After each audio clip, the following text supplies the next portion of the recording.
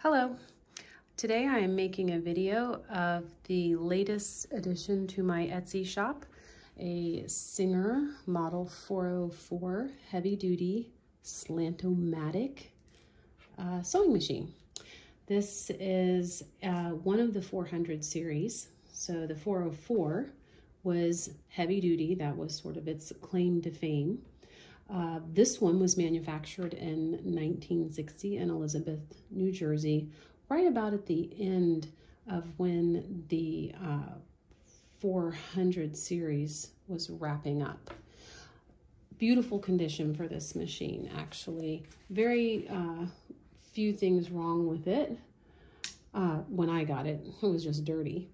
There's a little chip on the paint up here and a couple small chips on the hand wheel, but other than that, the condition of this bed is very glossy still. Didn't have a lot of rough use. So a couple things I'll point out before I start sewing. You have stitch length control, and that is done with this lever here. All the way down at the bottom will give you 6 stitches per inch. All the way up here, you're going to average more than 20, so real fine stitching, decorative stitching. And then this up here is reverse, so it does have reverse. Another really cool feature about this machine, and all the 400s I believe, is that it had an adjustable throat plate where the lever was moved to the top of the machine.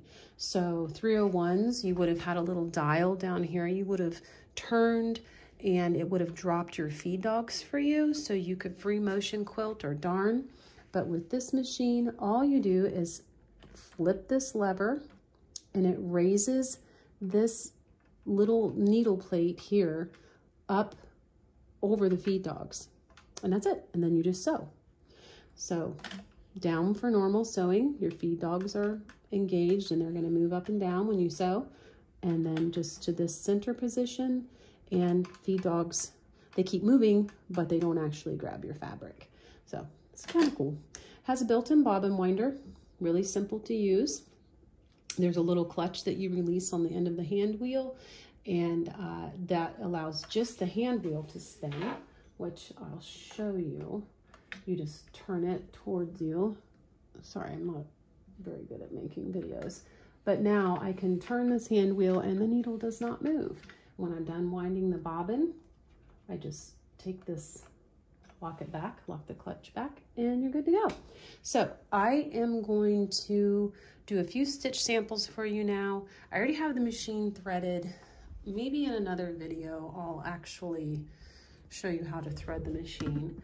But I think really why you're watching this video today is because you want to see how does she sew. So I'll start with just some plain white cotton, 2 layers. I'm going to put it up under the presser foot. I'll move my needle out of the way. And we will start with the longest stitch for you, and then I'll kind of tune it up to some of the shorter, little tinier stitches so you can see how they go as well. So I'm just going to start. I can go fairly slow, or I can go fast. The motor is super strong in this machine. Let's move this up to 10 per inch. So now you see the needle going up and down a lot quicker and the fabric isn't feeding as fast. And if I go to a fine stitch, it'll barely move. See how slow it's going? Because it's making this really fine, delicate stitch.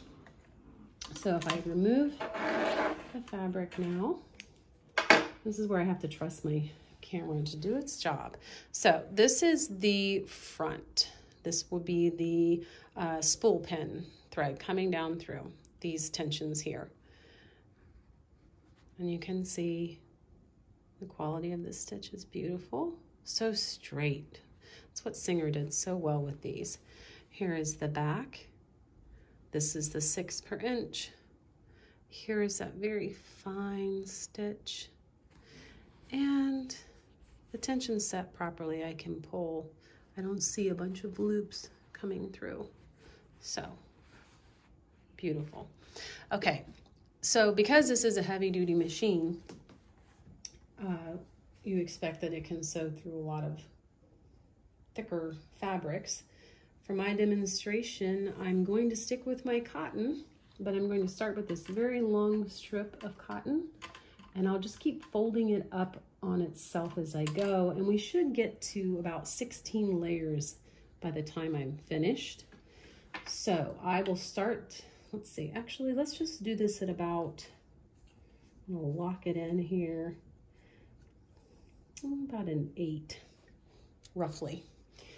So I have the 2 layers right now. I'll start sewing. Now that I'm going here, I'm gonna take this long strip and fold it up. So now we'll move up to 4 layers of cotton. Nothing's changing yet. This machine sounds the same. If I fold it again, I'll get 8 layers. You hear it just powers right through. And one last fold, this would be 16 layers of cotton. She just keeps going. So let me turn this, and we'll go back down the other side. Just have a standard needle in. I haven't changed the tension settings at all. You don't really need to.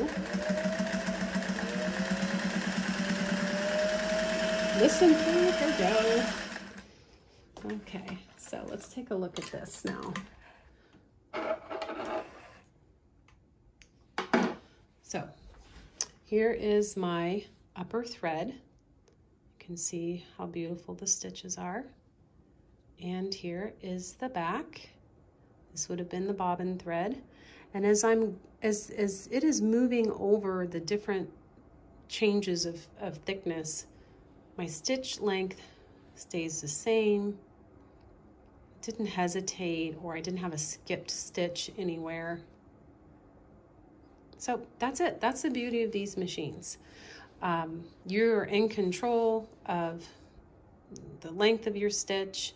You can do free motion sewing with or quilting with these very easily just by adjusting this lever here and raising this needle plate up so your feed dogs are out of the way.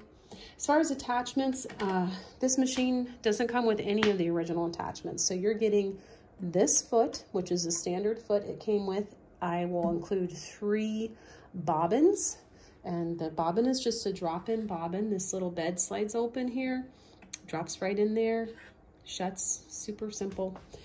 And you're getting the original foot controller, which I did totally take apart, and that's what I was sewing with just now. So you can see you still have all the variable speed control that you would want. I didn't see any reason to change out the foot controller on this machine. No manual with this machine. They're pretty simple, so they're not hard to figure out, but you can find manuals on eBay or even Etsy sometimes.